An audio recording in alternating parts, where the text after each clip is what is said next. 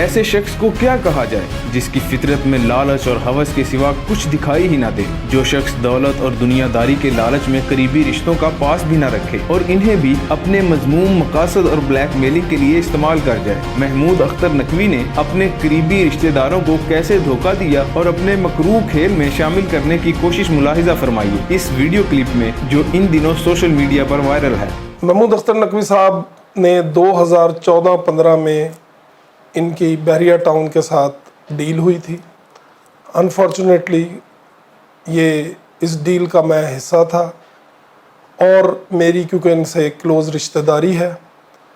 میری کزن ان کی بہو ہیں، اس چیز کو انہوں نے یوز کیا۔ مجھے اور میری فیملی کو تقریباً 1.5-2 سال انہوں نے 2014 دسمبر میں یہ میرے گھر آئے، جب لاہور آتے تھے میرے گھر ہی ٹھہرتے تھے، تو انہوں نے کہا کہ جی آج میری بحریہ والوں سے ڈیل ہے، کیونکہ میں ان کے خلاف پٹیشنر ہوں اور ان کو بڑا نقصان ہو جائے گا، یہ وہ، تو میری ان سے ڈیل ہے۔ یاد رہے کہ یہ اپنی ہر پٹیشن میں اور ہر بیان میں یہ کہتے ہیں کہ مولا علی کا قول ہے کہ اپنے نفس کو جنت سے کم قیمت پر نہ بیچنا۔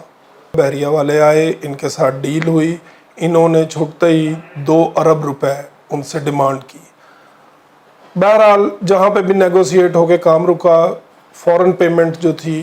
وہ 10 کروڑ روپے ڈن ہوئی، جو کہ بحریہ والے 10 کروڑ روپے لے کے آئے۔ آگے انہوں نے رشتہ داری کا فائدہ اٹھاتے ہوئے، نازک رشتے کا فائدہ اٹھاتے ہوئے انہوں نے میرے اکاؤنٹس کو یوز کیا اور امیجیٹلی 275 جیسمین بلاک بحریہ ٹاؤن میں 13.5 مرلے کا گھر خریدا، کوئی 2 کروڑ 10 لاکھ کا۔ ایک 77 نمبر پلاٹ تکبیر بلاک میں 65 لاکھ کا خریدا۔ 122 اسپرنگ کوئی 1.25 کروڑ 30 کے قریب تھا، وہ خریدا۔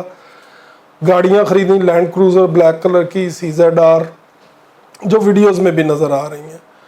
اور پھر انہوں نے پنڈی میں 1 کنال کا 196 فیز 3 میں گھر خریدا، جس میں ڈیلر وٹنس ہیں ریاض شاہ صاحب، شاہ اسٹیٹس والے، انہوں نے وہ گھر لے کے دیا تھا۔ وہ بھی یہ وٹنس ہیں کہ سارے گھروں کے پیمنٹ آرڈرز میرے اکاؤنٹ سے گئے اور جو سیلر تھے گھروں کے ان کے نام کے بنے، جو میرے پاس ساری چیزیں موجود ہیں، میں کورٹ آف لاء میں پیش کر سکتا ہوں۔ ایون یہاں تک کہ انہوں نے جیولری خریدی، اس کی پیمنٹس گئیں، فرنیچر خریدا، اس کی پیمنٹس گئیں، حتیٰ کہ گھر کے پراپرٹی ٹیکس اور یوٹیلیٹی بلز کی پیمنٹس بھی میرے پاس موجود ہیں اور وہ بلز کی کاپیاں بھی میرے پاس پڑی ہوئی۔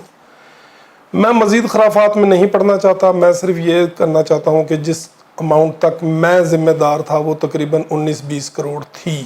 19-20 کروڑ بحریہ سے پیسے آتے گئے میرے اکاؤنٹس میں، جو اسٹیٹمنٹ شو کر سکتی ہیں،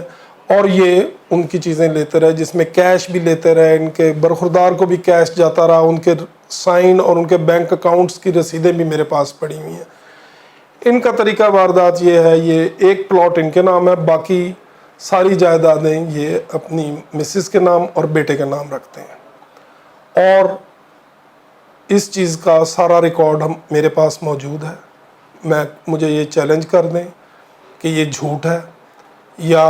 منی ٹریل اپنی کسی بھی کورٹ آف لاء میں دکھا دیں، میں ہر کورٹ آف لاء میں جاؤں گا اور میں ان کا ثابت کروں گا کہ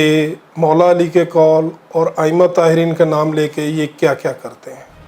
محمود اختر نقوی کا حقیقی چہرہ یہی ہے، جس پر کبھی خدائی خدمتگار اور کبھی مذہبی خدمتگار کا نقاب چڑھا ہوا ملتا ہے، لیکن حقیقت میں یہ شخص کس قدر مکروہ کردار کا حامل ہے اس کا بس اندازہ ہی کیا جا سکتا ہے۔